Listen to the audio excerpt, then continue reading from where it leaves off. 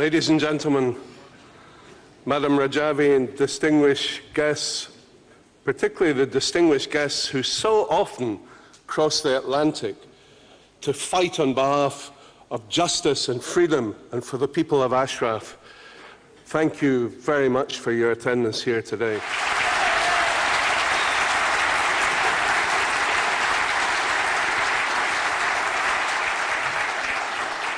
Ladies and gentlemen, today I'm very angry.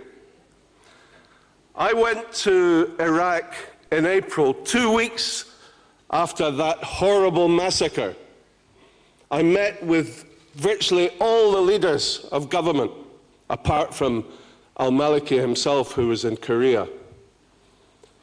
And at every meeting, we condemned them for the brutality of that massacre. We asked to go to Ashraf, and we were denied the right to visit Camp Ashraf by the Foreign Minister Zabari. And later, members of Congress went to Iraq and asked Nouri al-Maliki himself for permission to visit Ashraf, and were equally told it was out of the question. We were told this was a matter of Iraqi sovereignty, that this is sovereign territory, that the people of the MEK cannot set down their flag and say, even although they've lived there for a quarter of a century, that this is our land. And they said, we are determined to reclaim this land. Now, of course, we know where the pressure for this is coming from. We know that Nouri al-Maliki is only Prime Minister of Iraq because of the pressure from Tehran. He lost the election by 1 seat to Ayad Alawi.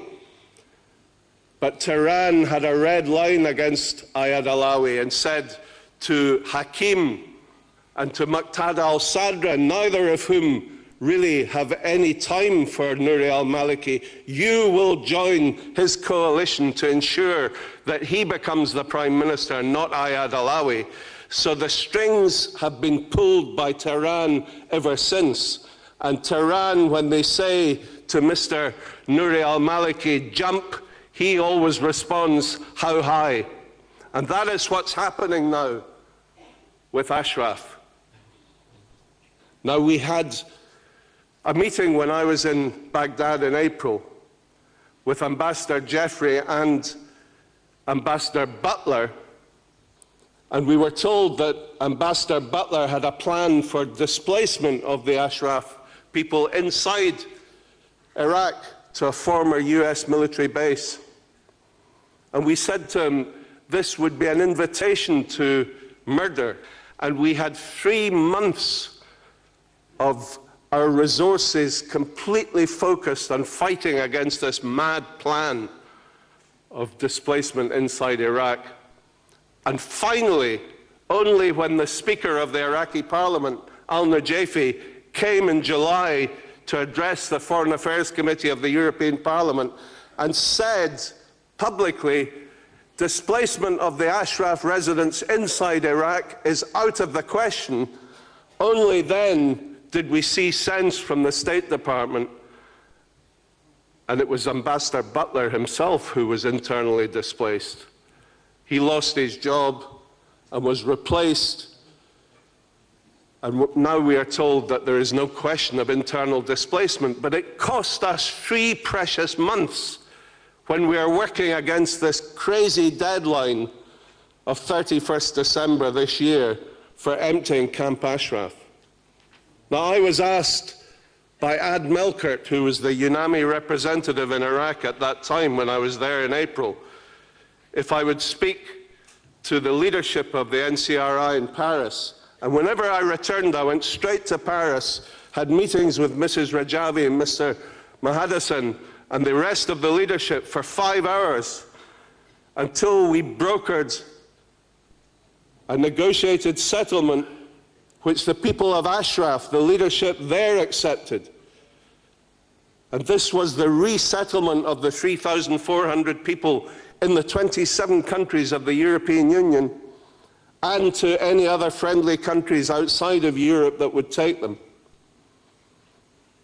And I came back and got the backing of my delegation for relations with Iraq in the European Parliament for this plan. We then got the backing of the Foreign Affairs Committee for this plan. And then we said to the Iraqi government, we are now working hard to achieve your objective. Please cooperate with us. And what has been their response? Well, the response has been to tell us that they fully respect the human rights of the 3,400 residents in Ashraf. Well, you know, if their respect for human rights is all about 300 loudspeakers around the perimeter fence blaring propaganda and death threats 24 hours a day, 7 days a week, denying access to medicine, to fuel, to proper food, denying proper medical care to the people who they wounded, so that some of them have died, others suffering from serious illnesses have died. The dead lay unburied for weeks after the massacre in April. And that's why I am angry. The message is crying out for action from Washington, from Brussels, from the capital cities of Europe. That's why every politician in this room has got to go out from here and spread this message. Let me say this.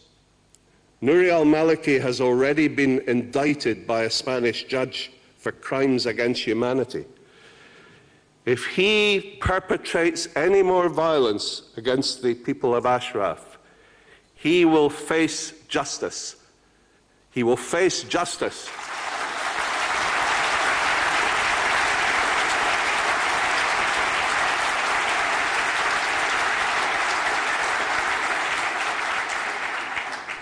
Now, people try to tell me that the MEK has no support inside Iran. You know, I hear all these ridiculous comments when I go to visit the State Department in Washington.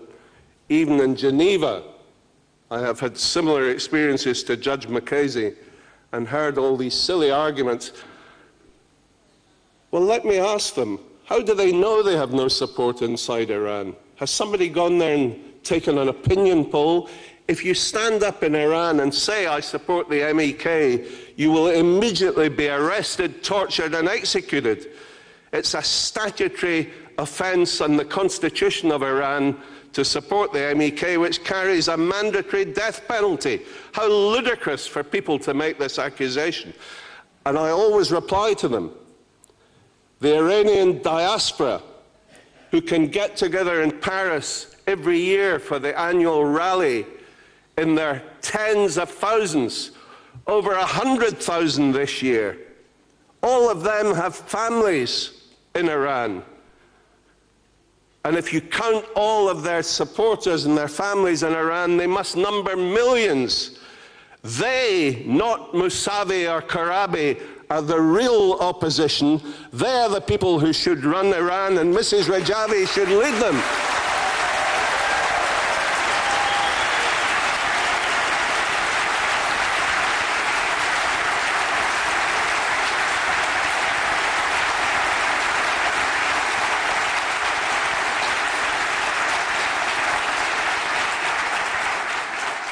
So when Ahmadinejad went to the United Nations in New York, having orchestrated the release of the 3 American hitchhikers who'd been held for 3 years on the ludicrous spying charge, and of course he always likes this bit of propaganda to show that he really is a very sympathetic, generous president.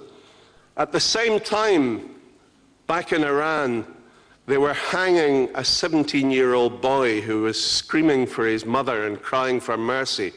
They hanged him from a crane in a public square. In September, 3 teenagers were hanged. Over 100 people were executed in September.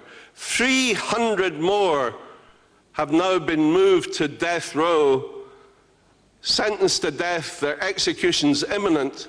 This is the brutality of this medieval mullah-led fascist regime. And this is why it is so important that the MEK has victory over this kind of brutal oppression.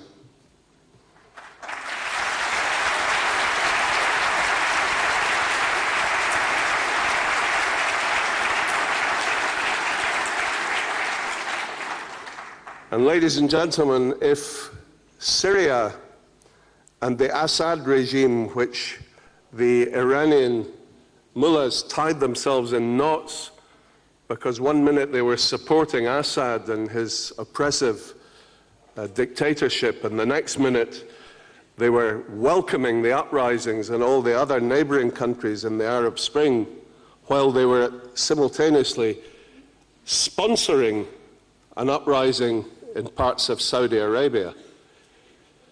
So what you heard this afternoon about the world ignoring the uprising inside Iran, where many people have been killed, where many more are facing execution because of the brave part they took, taking to the streets and protesting against the most evil regime in the world today, and yet the West remains silent.